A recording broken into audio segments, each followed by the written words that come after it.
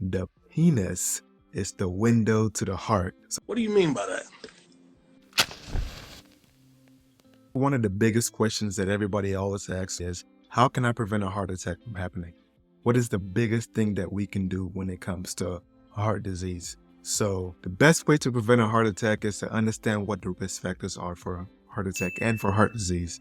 So when we think about a heart attack, we think about blockage in the heart arteries.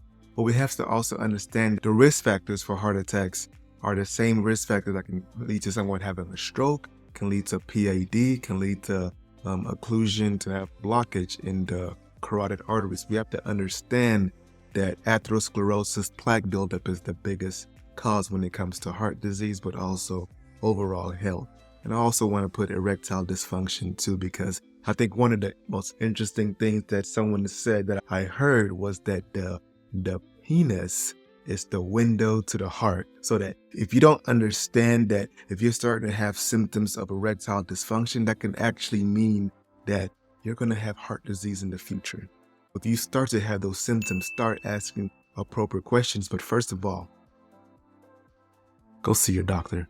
But go see your doctor, ask appropriate questions. Am I at risk? What's causing me to not be myself anymore? Could it be that I have blockage? Could I have high cholesterol that is leading to this blockage? But not just that. Could it be high blood pressure? Could it be diabetes that I don't even know? I've had so many people get diagnosed with diabetes, and it was the first time. They never knew you had it until things got really bad. So just understanding that to prevent something, you have to understand what can be causing it. To prevent a heart attack, you have to understand what the risk factors are. Once again, it's diabetes, high blood pressure, strong family history, smoking, and just not taking care of yourself as much as you can, because we have to understand that physical inactivity can lead to high blood pressure, can lead to weight gain, can lead to all those other things that I have previously stated. To the point that people were so inactive during certain eras, COVID pandemic, or later stages of their life, that when they became more active, they thought, you know what, the reason that I'm not feeling my best is because I'm just out of shape, which is accurate, but it could also be due to you may have developed heart failure throughout the time. You may have developed hypertensive heart disease.